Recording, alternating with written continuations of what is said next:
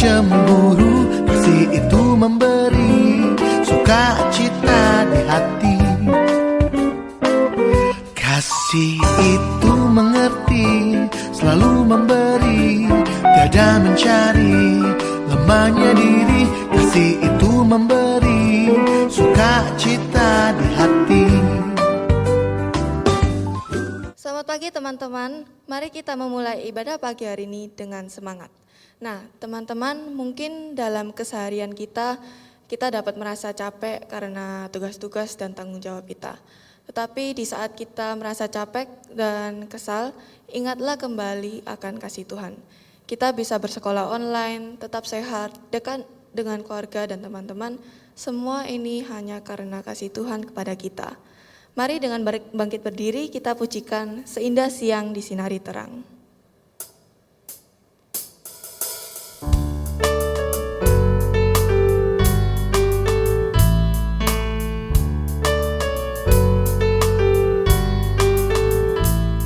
Seindah siang disinari terang, cara Tuhan mengasihiku.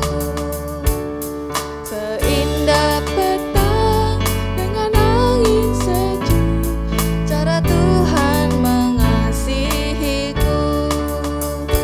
Tuhanku lembut dan penyayang, dan aku mengasihi Dia.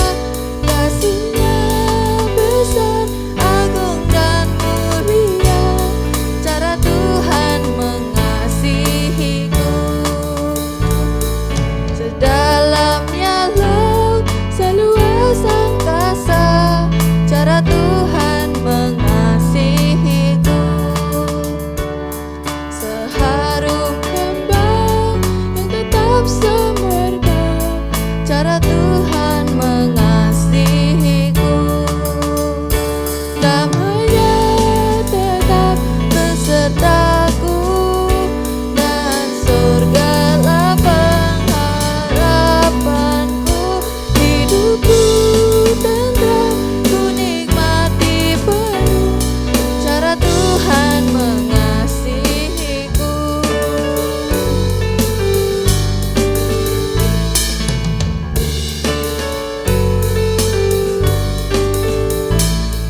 Sedalamnya laut, seluas angkasa, cara Tuhan mengasihiku. Seharum kembang yang tetap semerbak, cara Tuhan mengasihiku. Damai-Nya tetap besertaku, dan surgalah pengharapanku. Hidupku tentram, ku nikmati penuh, cara Tuhan mengasihiku.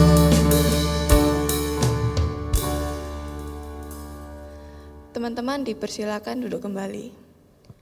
Seminggu ini tak hanya hal-hal positif yang telah kita lakukan.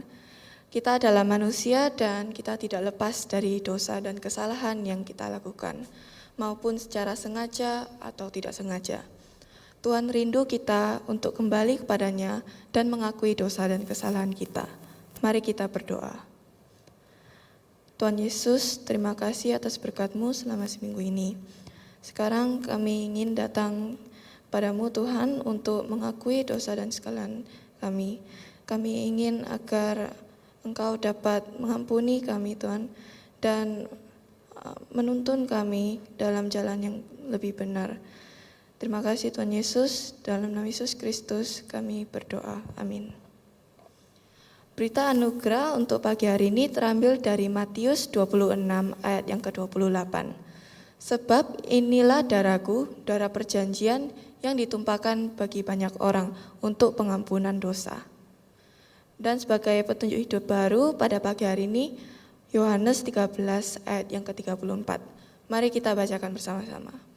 Aku memberikan perintah baru kepada kamu, yaitu supaya kamu saling mengasihi. Sama seperti aku telah mengasihi kamu, demikian pula kamu harus saling mengasihi. Tuhan itu sungguh baik dalam hidup kita, dan setelah mengakui dosa dan kesalahan kita, kita dapat merasa kasih setia Tuhan. Mari kita pujikan kasih setiamu.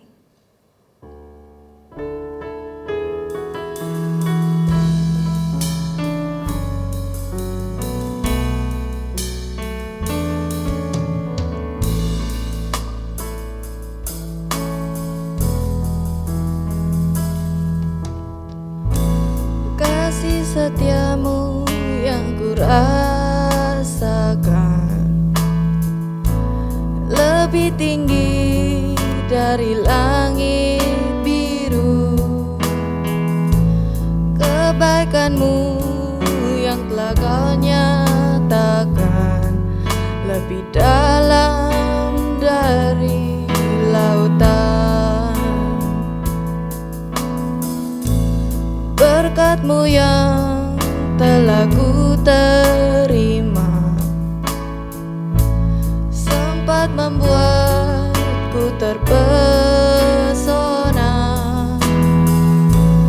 Apa yang tak pernah ku pikirkan, itu yang kau sediakan bagiku.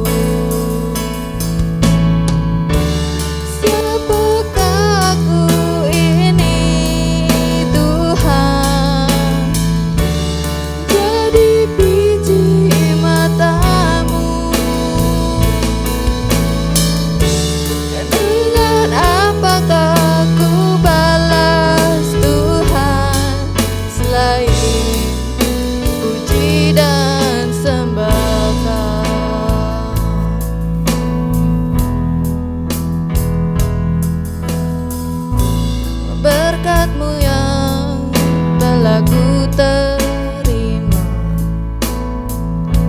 sempat membuatku terpesona. Apa yang tak pernah ku pikirkan, itu yang kau sediakan bagiku.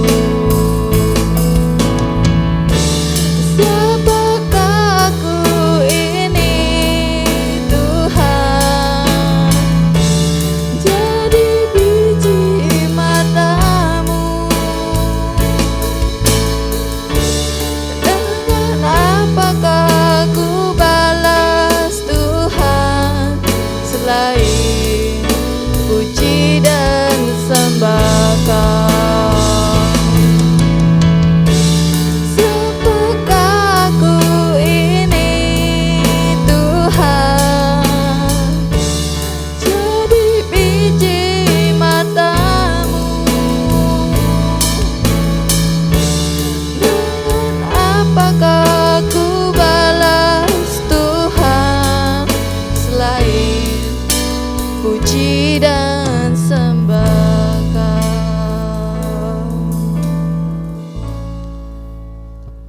Sebentar lagi kita akan belajar tentang firman Tuhan. Mari kita mendengarkan dengan seksama dan menerapkannya dalam hidup kita. Setelah firman hari ini, mari kita lebih mengasihi seperti Tuhan kita. Kasih Tuhanku lembut.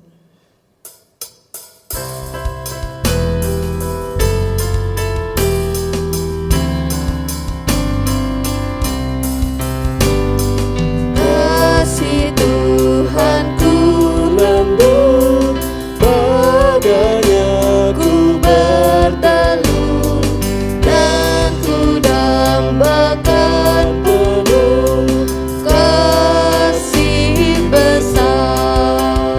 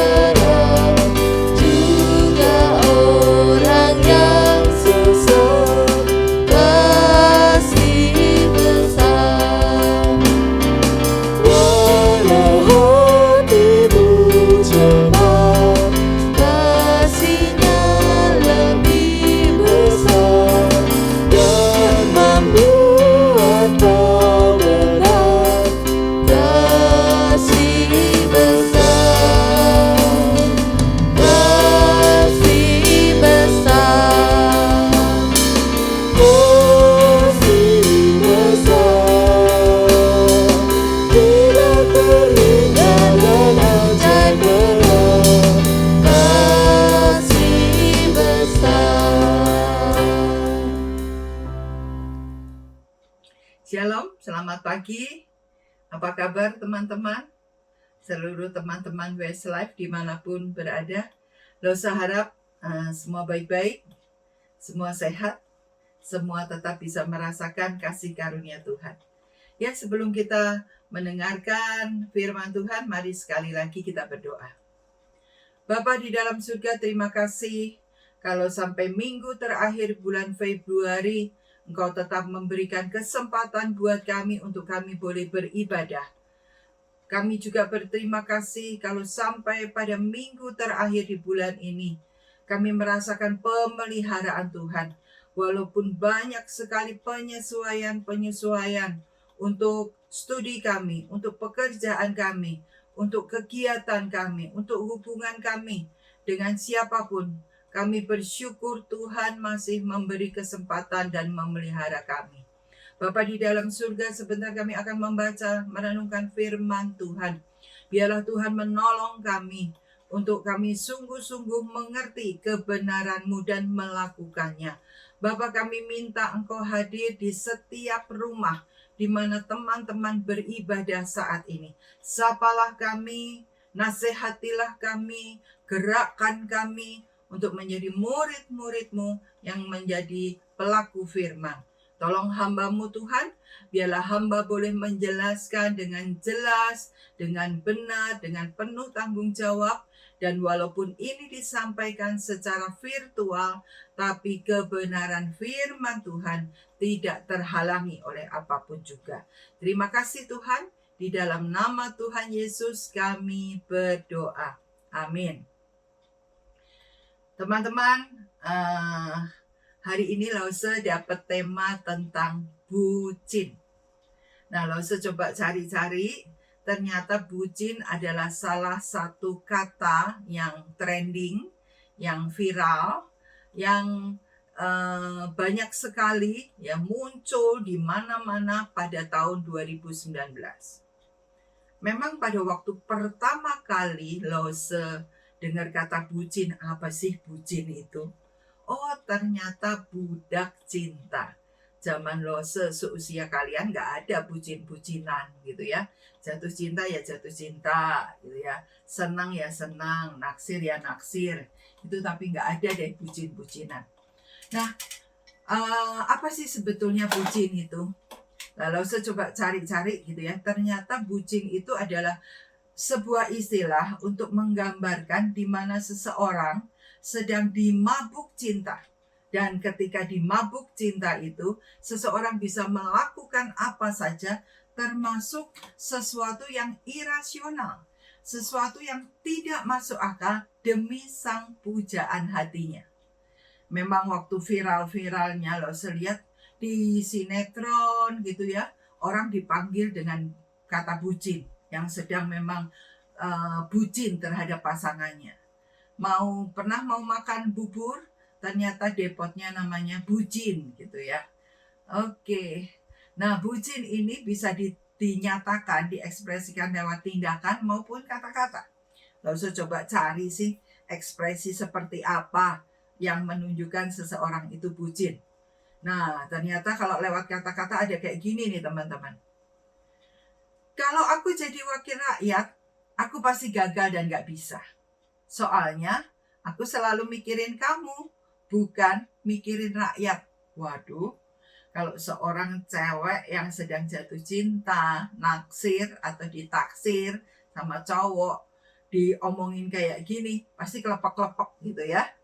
Lalu juga ada yang kayak gini, kalau kamu jadi senar gitar, aku gak mau jadi gitaris. Ini siapa nih yang gitaris di antara kalian ya?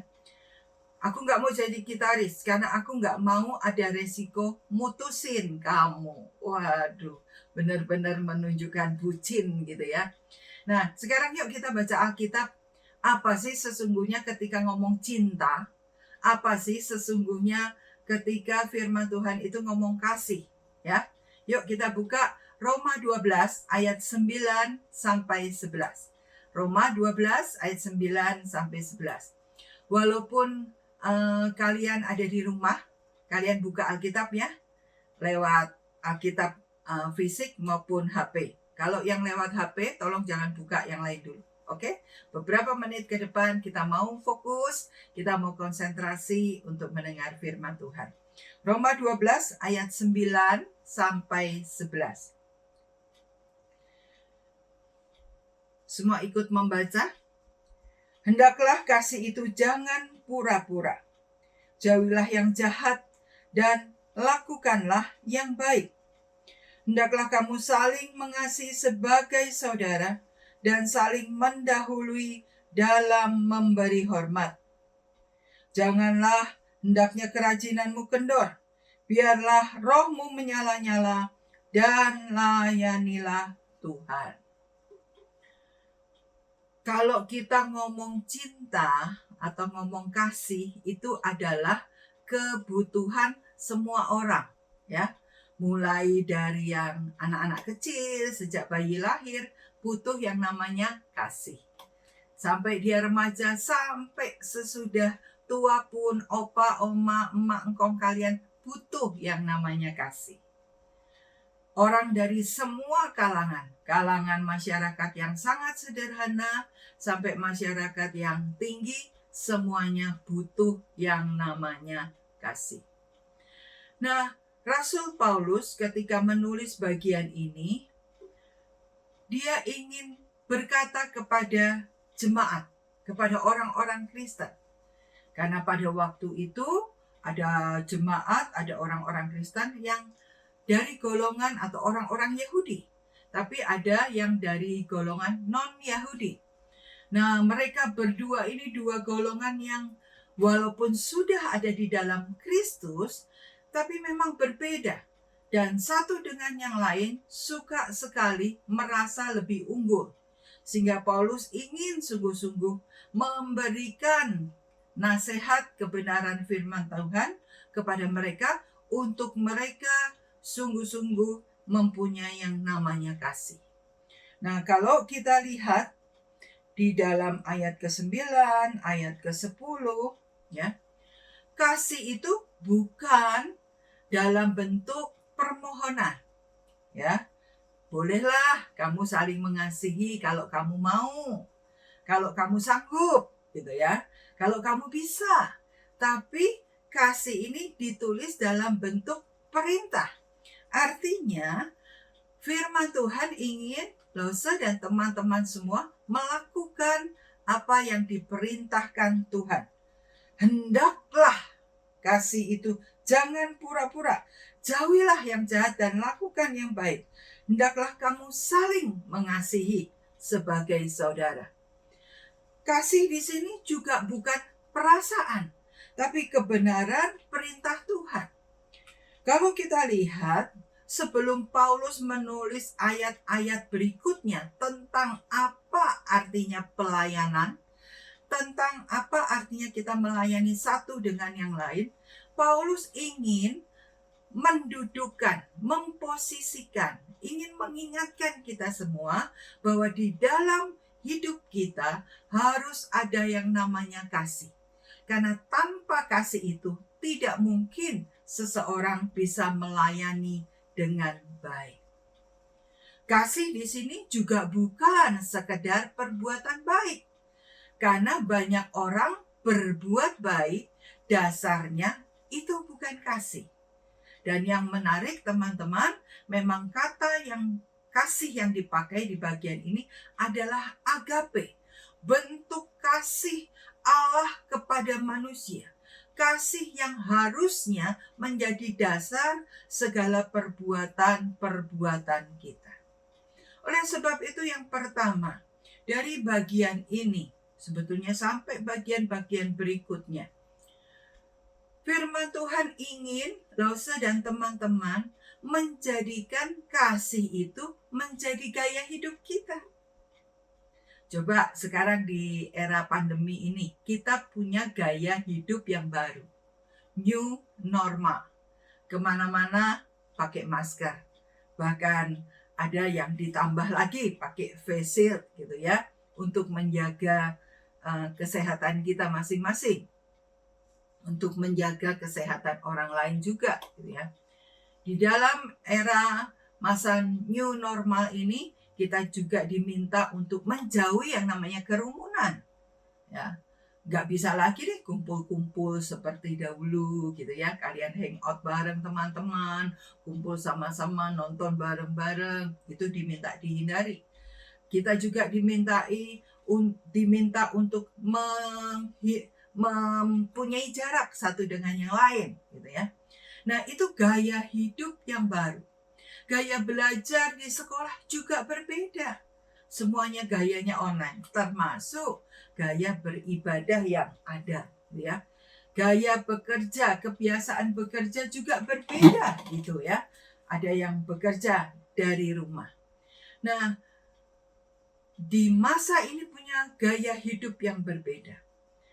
Nah, ketika kita ngomong bucin, budak cinta, bukan pengertiannya tentunya pengertian menerapkan kasih Tuhan di dalam hidup kita, tidak seperti bucin, arti bucin sesungguhnya, tapi jadikanlah cinta, kasih agape itu menjadi gaya hidup kita.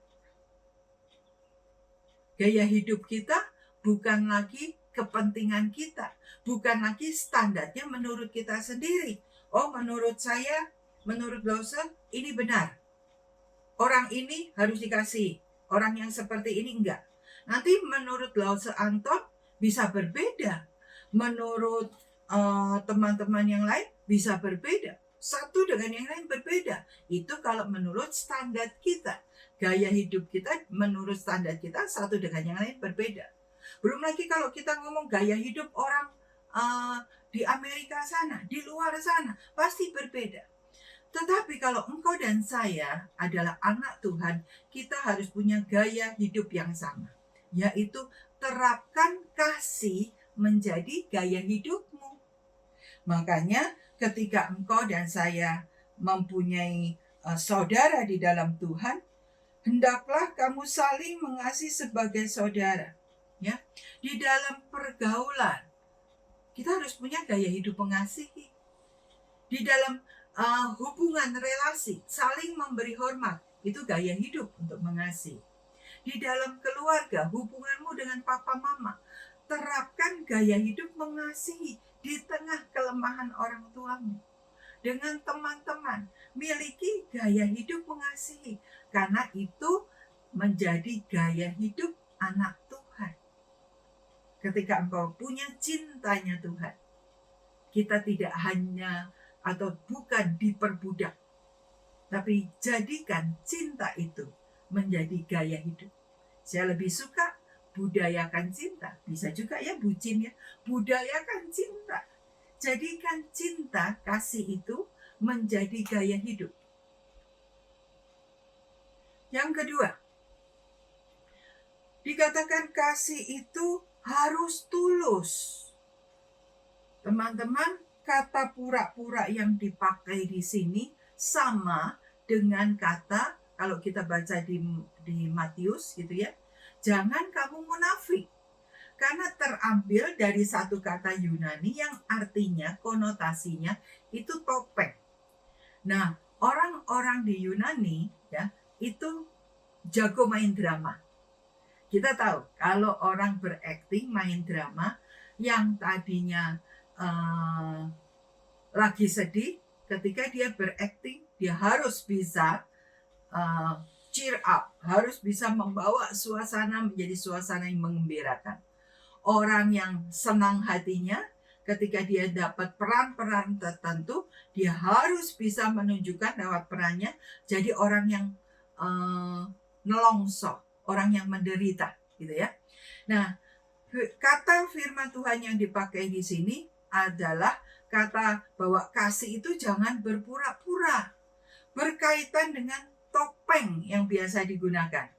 Kalau kita pakai topeng, maka kita menutupi identitas kita. Kita menutupi wajah kita, gitu ya. Nah, oleh sebab itu firman Tuhan mengatakan, kalau kamu dan saya punya yang namanya cinta, kasih Tuhan itu, jadikan itu gaya hidup, jadikan itu dan lakukan itu secara tulus, bukan pura-pura. Apa yang kita katakan, kalau kita mengasihi seseorang, dalamnya juga harus sama. Bahwa itu dasarnya kasih, motivasinya kasih. Ketika kita lakukan atau nyatakan lewat tindakan mengasihi orang, dalamnya juga sama. Bukan karena sungkan, bukan karena disuruh, bukan karena hal-hal yang lain. Betul-betul antara luar dan dalam harus sama. Kasih Tuhan itu bukan pertunjukan, bukan drama. Ya. Kasih Tuhan itu juga bukan kemunafikan. Tapi kasih Tuhan itu adalah ekspresi yang lahir dalam hati. Jangan lakukan kasih itu dengan pura-pura. Nanti ada teman-teman yang begini, loh kalau gitu daripada pura-pura, aku juga nggak usah mengasihi. Nah, itu pengertian yang keliru lagi gitu ya. Tidak seperti itu. Nah, kenapa kita harus mengasihi? Coba kita buka Roma pasal yang ke-5.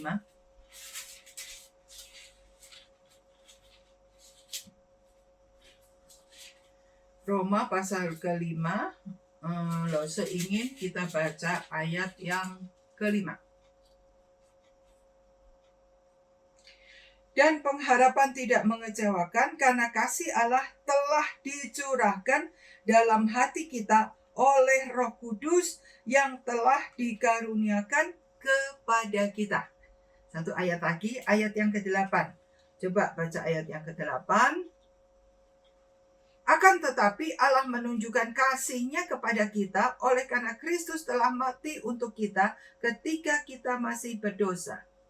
Kenapa kita harus menjadikan kasih itu gaya hidup? Kenapa kita tidak boleh berpura-pura? Karena kita itu sebetulnya sudah punya kasih itu di dalam hidup kita.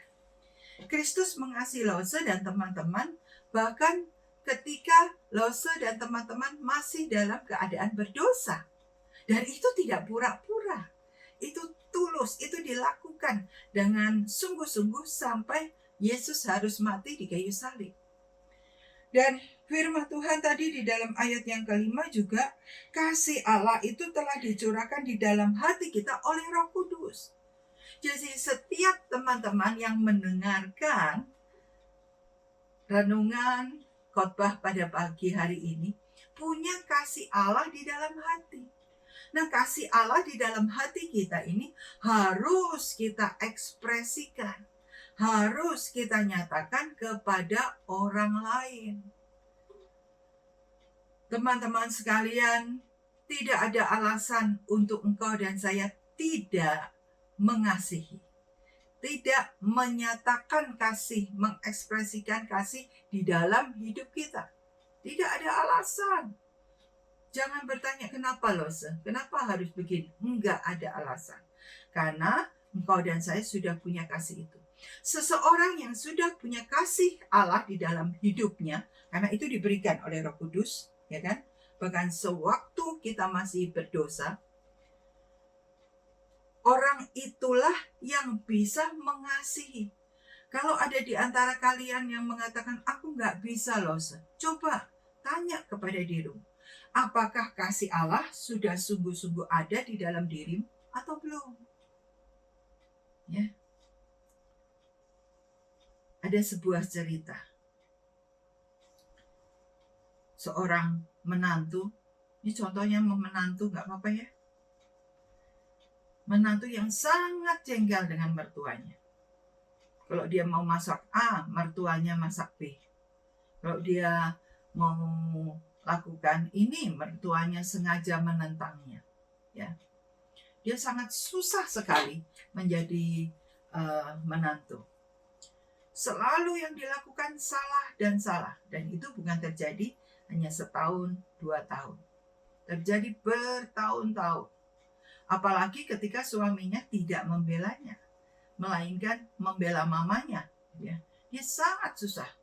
Sampai pada puncaknya dia berpikir, aduh, lebih baik mertuaku ini aku bunuh aja. Tapi caranya gimana ya? Supaya nggak kentara, supaya lebih elegan. Nah, dia menemui seorang yang pandai obat, seorang yang pandai meramu gitu ya, ramuan dan sangat terkenal di China, namanya Tuan Huang. Dia berkata kepada Tuan Huang ini, "Tuan, bolehkah tolong dibuatkan racun untuk aku berikan kepada mertuaku?" Lalu dia cerita banyak hal kenapa dia sangat membenci dan tidak mengasihi mertuanya. Tuan Huang ini mendengarkan dia gitu ya. Mendengarkan. Oke, saya buatkan.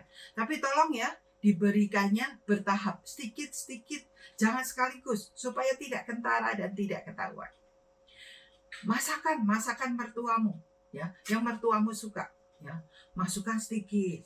Besoknya masakin lagi, masukkan sedikit ya. Nanti ajak mertuamu jalan-jalan gitu ya, supaya mertuamu tidak mencurigai kamu. Pokoknya lakukan hal-hal yang baik untuk mertuamu. Sepertinya kamu mengasihi dia. Wah, ibu ini menurut teman-teman gitu ya. Dengan tujuan dia mau membunuh mertuanya. Kalau dia masak, kasih dikit. Masakan mertuanya, Mama mau dimasakin apa hari ini? Mama pengen ayam tim, kasih dikit ya. Nah, dalam beberapa waktu ke depan dia melihat, kok mertuanya sekarang baik ya? Kok mertuanya berbeda ya sikapnya dengan yang dulu gitu ya.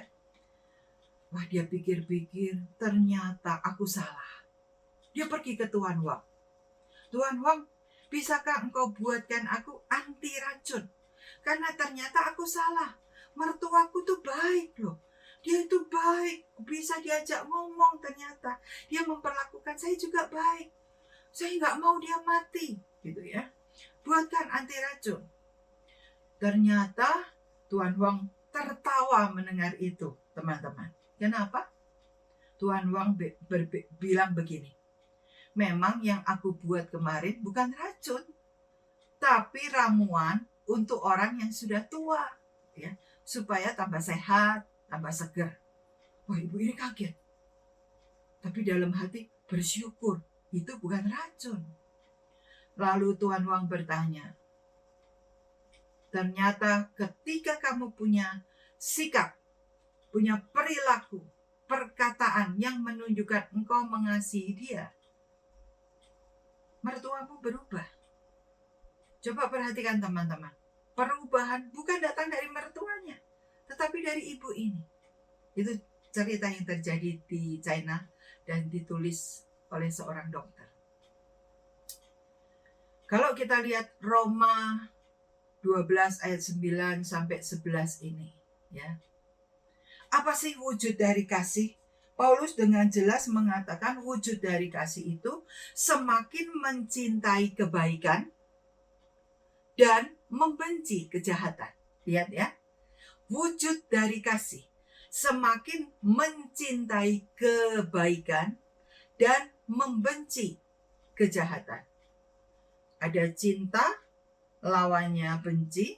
Ada kebaikan, lawannya kejahatan. Jadi teman-teman, kalau engkau dan saya ingin sungguh-sungguh membudayakan cinta, bucin ya, cintailah kebaikan. Tapi dasarnya karena kasih, agape. Kasih Tuhan di dalam hidupmu dan hidupku. Bukan karena keegoisan kita, bukan karena kita sungkan. Mencintai kebaikan. Saya percaya itu otomatis engkau dan saya membenci yang namanya kejahatan. Mother Teresa pernah mengatakan begini. Manusia yang saling mengasihi satu dengan yang lain dipenuhi dan sungguh-sungguh menjadi orang yang paling berbahagia di dunia ini. Mungkin dia cuma punya sedikit atau bahkan tidak punya apa-apa. Tapi mereka menjadi orang-orang yang berbahagia. Segala sesuatunya tergantung ketika engkau dan saya saling mengasihi. Budayakan cinta dalam hidupmu dan hidupku. Amin. Tuhan memberkati kita. Kasih itu. Hai teman-teman, terima kasih sudah mengikuti ibadah pada pagi hari ini sampai selesai. Nah, sebagai ucapan syukur, teman-teman silakan boleh memberi persembahan lewat rekening di bawah ini. Nah, teman-teman jangan lupa untuk menjaga kesehatan, pakai masker, menjaga kebersihan, dan juga tetap melakukan protokol kesehatan. Dan see you next week, guys. Teladan kasih di dalam kita.